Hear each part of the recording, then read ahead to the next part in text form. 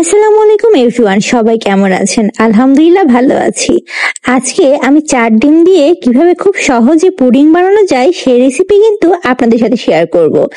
Pudding কিন্তু অনেকেই পছন্দ করে। আমার হাতের এই পুডিংটা কিন্তু আমার বাসায় সবাই খুব পছন্দ করে আর অনেক ইজি। আপনারা যে কেউ এভাবে দেখেই কিন্তু পুডিংটা বানিয়ে ফেলতে পারেন। একদম কোনো ডিমের গন্ধ আসবে না। আমার একদম অথেন্টিক ভাবে ডিমের গন্ধ ছাড়া পুডিং আপনাদেরকে আজকে বানিয়ে দেখাবো। প্রথমে আমি এখানে ক্যারামেল তৈরি করে নিয়েছিলাম। 5 টেবিল চামচ হচ্ছে চিনি দিয়ে ক্যারামেল তৈরি করে আমি এটা সেট করে রেখে দিয়েছিলাম কিছুক্ষণের জন্য। এখন আমি যেটা প্রথমে শুরু করব সেটা হচ্ছে 4টা ডিম আমি ভেঙে নিব। এই 4 ডিমের আজকে পুডিংটা আমার হবে। পুডিংটা কিন্তু বাহিরে যদি আপনি কিনতে যান তাহলে কিন্তু অনেক টাকা দিয়ে কিনতে হবে, কিন্তু এটা ঘরে বসেই আপনি খুব সহজে বানিয়ে ফেলতে পারেন। আর এই পুডিং এর যে দুধটা আমি জাল দিয়েছিলাম ওটার মধ্যে কিন্তু আমি দারচিনি আর এলাচ গুঁড়া দিয়ে জাল দিয়েছিলাম। এই জন্য এখানে কিন্তু কোনো বাড়তি কেমিক্যাল বা হচ্ছে ভ্যানিলা এসেন্স দেওয়ার কোনো দরকার নাই।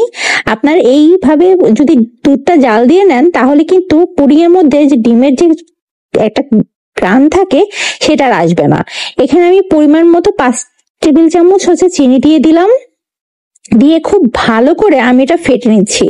আমি একটা কাঁটা চামচের সাহায্যে ফেটে নিচ্ছি। এটা খুব ভালো করে যখন ফেটানো হয়ে যাবে তার মধ্যে কিন্তু আমি আগে থেকেই 1 কেজি দুধকে আমি আধা কেজি করে ফেলেছিলাম, ঘন করে ফেলেছিলাম, সেটাই আমি এখানে দিয়ে দিচ্ছি। আর কিন্তু আমি 1 চিমটি লবণ এর মধ্যে অ্যাড করে দিয়েছিলাম। এখন সবগুলো উপকরণ আমি খুব ভালো করে এটা মিশিয়ে নিব কিছুক্ষণ। আসলে এটার মধ্যে যদি আপনি খুব ভালো করে না মিশান তাহলে কিন্তু দানাদার থেকে যাবে, খেতে ভালো লাগবে না, পুডিংটা অনেক সফট হবে না।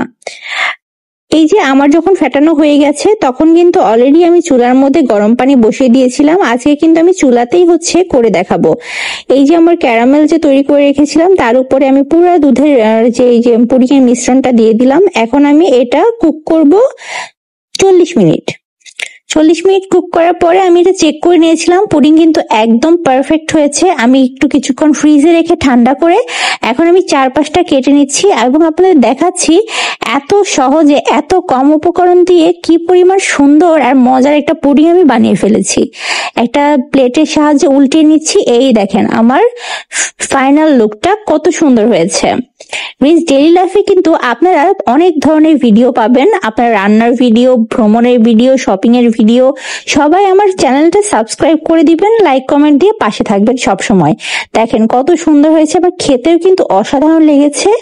আজকে আমার ভিডিওটা আপনাদের কেমন লেগেছে? পুডিংটা রেসিপি আপনাদের উপকারে আসলে অনেক নিজেকে ভালো লাগবে।